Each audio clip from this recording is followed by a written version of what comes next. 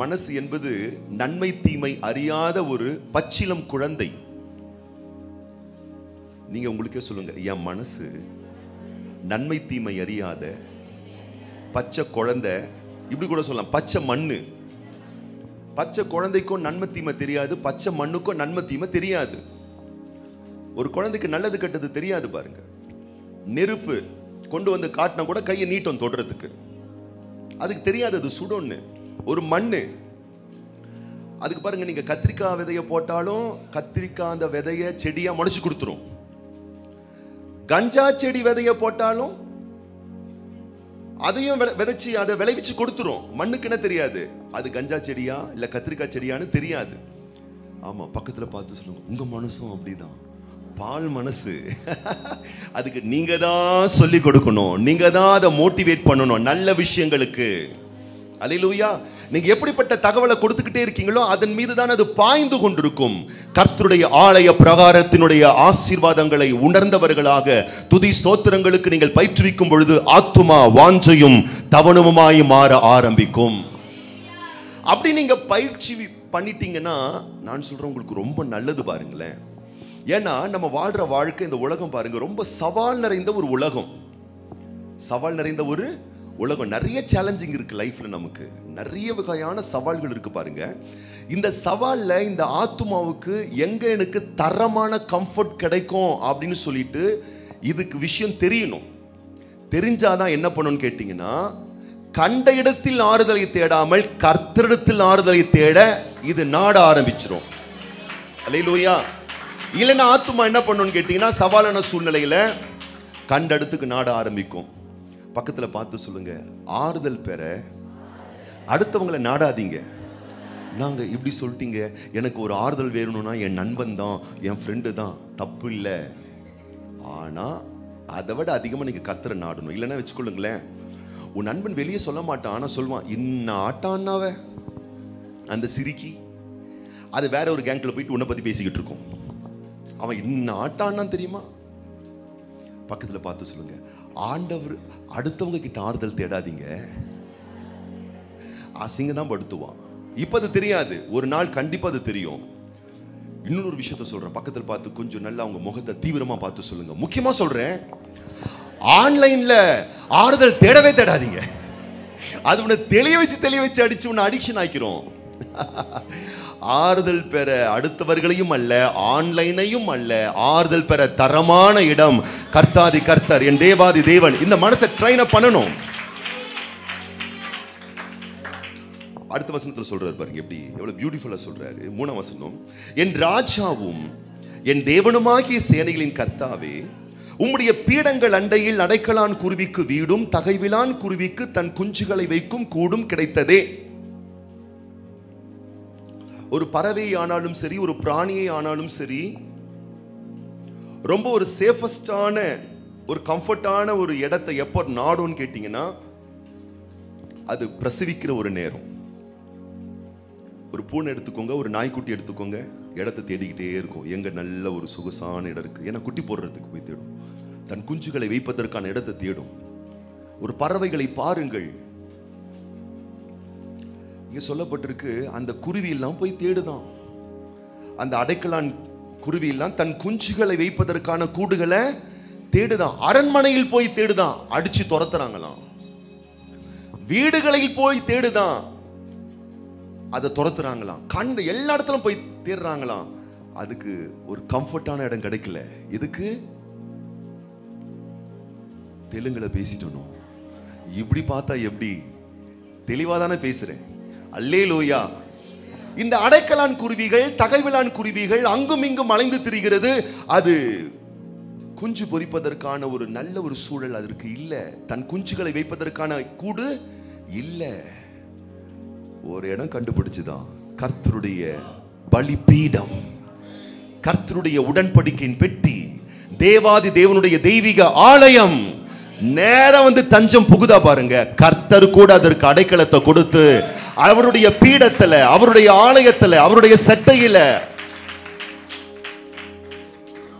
அடைக்கலான் குருவிக்கு வீடே கிடைச்சிருச்சான்.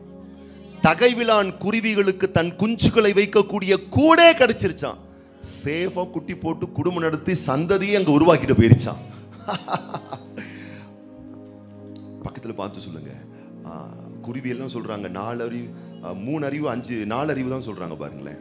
சொல்லுங்க 3 அறிவு 4 அறிவு உள்ள குருவிக்கே தெரியுது கர்த்தரை விட இந்த உலகத்துல சேஃபஸ்டான பிளேஸ் எதுவுமே கிடையாதுன்னு. இப்ப மறுபடியும் பார்த்து சொல்லுங்க, நீங்க 6 அறிவு. அல்லேலூயா. நமக்கு தெரிஞ்சிருக்கணும், தேவ பிரசன்னத்தை விட சமூகத்தை விட இந்த உலகத்துல எனக்கு பாதுகாப்பும் நிம்மதியும் சந்தோஷமான இடம் வேற எந்த இடமே கிடையாது. அப்போ இந்த ஆத்துமாவை நீங்க பயிற்றுவித்தால் பாதிக்கப்படுகிற நேரத்தில் கண்ட இடங்களில் அலைந்து மீண்டும் அவஸ்தைக்குள்ளாக்கப்படாது. நேர தேவ பிரசன்னத்துக்குள்ள வரும், சன்னிதானத்துக்குள்ள வரும், ஆலயத்துக்குள்ள வரும், வார்த்தைக்குள்ள வரும். அது வாழ்க்கை ஆசீர்வதிக்கப்பட்ட ஒரு வாழ்க்கையாக மாறும். ரொம்ப ரொம்ப ரொம்ப குறைந்த மலிவாய் கிடைக்கக்கூடிய ஒரு பொருள். அற்பமான குறிவுகளுக்கு ஆண்டவர் அற்புதமான ஆயத்தங்களை ஏற்படுத்தி வைத்திருந்தாரானால் அவரை போன்றவே அற்புதமாய் என்னை படைத்திருக்கிறாரே, எனக்கு எத்தனை ஒரு பெரிய அற்புதத்தை தேவன் ஏற்படுத்தி வைத்திருப்பார். 2 கரங்களை நல்ல உற்சாகமா தட்டி அல்லேலூயா. என் ஆத்துமாவே, என் மனதே, என் உள்ளமே கர்த்தர் மேல், ஆலயத்தின் மேல், வார்த்தையின் மேல் வாஞ்சையும் தவனமுமாய் இருப்பாயாக. தேவனுடைய ஆலய பிரகாரங்கத்திலே வாஞ்சியோடு இருப்பாயாக. ஏன்னா அதுக்கு தெரியுது, நான் இப்போ ஒரு நெருக்கத்து நேரம், ஒரு பெயின் அதிகமா இருக்கு, ரொம்ப ஒரு சிரமத்தில் நான் இருக்கிறேன். எங்கே எனக்கு சரியான அடக்கலாம், ஒரு கம்ஃபர்டான ஒரு இடம் எதுவுமே இல்லை. கடவுளுடைய பீடங்கள் தான். ஏன்னா கர்த்தர் காக்க வல்லவர், என் வேதனைகளை அறிந்தவர். சுற்றி பல பாதிப்புகள் என்ன போயிட்டு இருக்கு லைஃப்ல, என் வாழ்க்கை எதை நோக்கி பயணிக்குது, ஏன் அப்படிலாம் நடக்குதுன்ற 1000 கேள்விகள் இருக்கும். இந்த கேள்விகளுக்கெல்லாம் நமக்கு பதிலே கிடைக்காது. ஏன் அப்படி நடக்குது, நல்லா போச்சு, கிராஃப் நல்லா தானே ஏறிச்சு, மறுபடியும் ரொம்ப டவுன் ஆகுற மாதிரி இருக்கு, எல்லாம் பெட்டரா போகும்னு பார்க்குறோம், ஆனால் எதுவுமே பெட்டரா போக மாட்டேங்குது, எதுவும் சிறப்பாக போக மாட்டேங்குது. ஏன் அப்படி நடக்குது, நான் யாருக்கு என்ன தப்பு செஞ்சேன், யாருக்கு என்ன துரோகம் பண்ண, எனக்கே இந்த வேதனை, எனக்கே இந்த காய், எனக்கே இந்த கண்ணீர், இப்படி 1000 கேள்விகள் வந்துகிட்டே இருக்கும். ஏன் திடீரென்று இப்படிப்பட்ட ஒரு வாதை, ஒரு வியாதி, ஒரு வேதனை, ஒரு இழப்பு, ஒரு நஷ்டம், ஒரு கஷ்டம், 1000 கேள்விகள் வரும். பக்கத்துல பார்த்துக்கலுங்க, உங்ககிட்ட ஆன்சர் இருக்கா? இருக்காதே. 1000 கேள்விகள் வந்தாலும் ஒரே ஒரு ஆன்சர், ஒரே ஒரு தரமான ஆன்சர். எத்தனை சூழ்நிலைகள் எப்படி வித்தியாசமா இருந்தாலும் சொல்லுங்க, பக்கத்துல பார்த்து சொல்லுங்க, முன்ன மாதிரி நான் இப்ப இல்லை, முன்ன விட இப்போ ரொம்ப ஜெபிக்கிறேன், இப்போ ரொம்ப வசனத்தின்படி வாழ ஆரம்பிச்சிட்டேன், கர்த்தரை தான் நான் நம்பிக்கிட்டு இருக்கேன், கர்த்தரை தான் ஆராதிச்சுக்கிட்டு இருக்கேன். அவங்க பார்த்துக்கங்க, ஆனாலும் என் பிரச்சனை எனக்கு வருது, ஆனாலும் என் பிரச்சனை தீர மாட்டேங்குது. பக்கத்தில் பார்த்து சொல்லு, நீ ஜெபம் பண்ணாலும் பிரச்சனை வரும், ஜெபம் பண்ணலனாலும் பிரச்சனை வரும். அப்போ நான் ஜெபம் பண்ணாமலே இருந்துடுறேன், அப்போ அதை விட அதிகமாக பிரச்சனை வரும். வசதி எப்படி? நீதிமானுக்கு வரும் துன்பங்கள் அநேகமா இருக்கலாம், ஆனா அந்த துன்பங்கள் அவனை சாகடித்திராது, நோகடித்திராது, ஒண்ணுமில்லாம செஞ்சிடாது. அதுக்கு ஒரு கடவாது இருக்கும் எல்லையை போட்டு வச்சு தேவாதி தேவன் அவன் கூடவே இருந்து அவனை தப்பு வச்சு கனப்படுத்துவார். நான் ஜெபிக்கிறேன் தான், துதிக்கிறேன் தான், கர்த்தருக்காக வாழ்றேன் தான், அதுக்காக பிரச்சனை எல்லாம் வந்துடாது என்ற அர்த்தம் அல்ல. அல்லேலூயா. அது வரலாம், ஆனா அது என்னை மேற்கொள்ளாது. இயேசு இருந்த படகில் தான் புயல் காற்று வீசினது. இயேசு இருந்த படகுல தான் புயல் காற்று வீசினது. ஆனா என்ன ஒரு விஷயம், புயல் காற்று சீஷர்களை மேற்கொள்ளவில்லை. சீஷர்கள் இயேசு அவருடைய வார்த்தை தான் புயல் காற்றையே மேற்கொண்டது. எத்தனை பேர் ஆமென் சொல்றோம்? 2 கரங்களை உற்சாகமா தட்டி சொல்லலாமா? புயல் காற்று மேற்கொள்ள முடியாது, புசல் காற்று தீங்கிழைக்க முடியாது, தீங்குகள் சேதப்படுத்தி வியாகுலப்படுத்த முடியாது. நிமிர்ந்து உட்கார்ந்து சொல்லுங்க, என் படகுல அவர் இருக்காரு. அதனால புயல்லாம் வராது என்ற அர்த்தம் இல்ல, போராட்டம்லாம் வராது என்ற அர்த்தம் இல்ல. ஆமா, பக்கத்துல பார்த்து சொல்லுங்க, புயல் வந்தாலும், போராட்டம் வந்தாலும், காற்று அடிச்சாலும், வேதனைகள் வந்தாலும், வியாகுலங்கள் நேரிட்டாலும் அவர் கையிலிருந்து ஏதும் உன்னை பறித்து விடவே முடியாது. எத்தனை பேர் ஆமென் சொல்றீங்க? அல்லேலூயா. அடைக்கலான் குருவிகளை விட்டு கொடுக்காத தேவன், தகைவிலான் குருவிகளை தவிக்க விடாத தேவன். தரமான இடம் தந்து அந்த குருவிகளையும் அதன் குஞ்சுகளையும் காத்து சுகமாய் தங்க பண்ணுகிற தேவன், அவைகளை பார்க்கிலும் விசேஷித்தவர்களாகிய நமக்கு மாறாத ஒரு பிரமாணத்தை தேவாதி தேவன் அடைக்கல பட்டணமாய் அவருடைய நாமத்தை கொடுத்திருக்கிறதுனால எத்தனை பேர் உறுதியா நம்புறோம்? ஓ, நாங்க கைவிடப்படுவது இல்லை, நாங்க நிந்திக்கப்படுவது இல்லை, நாங்க அவமானம் அடைவது இல்லை. கண்களை மூடி கரங்களை உயர்த்தி, ஆண்டவர் ஒரு நாளும் எங்களை விட்டுவிட மாட்டார்.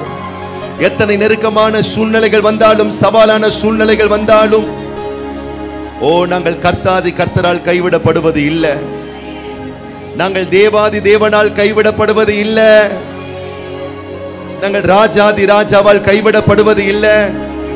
எத்தனை பேர் ஆமென் சொல்றோம்? அல்லேலூயா, அல்லேலூயா, அல்லேலூயா. ஓ, நன்றி ஆண்டவரே, நன்றி ஆண்டவரே. அல்லேலூயா, அல்லேலூயா, அல்லேலூயா, அல்லேலூயா, அல்லேலூயா. ஓ, உமக்கு நன்றி, ஓ உமக்கு நன்றி, உமக்கு நன்றி, உமக்கு நன்றி, உமக்கு நன்றி. ஓ, உமக்கு நன்றி, உமக்கு நன்றி, உமக்கு நன்றி, உமக்கு நன்றி, உமக்கு நன்றி.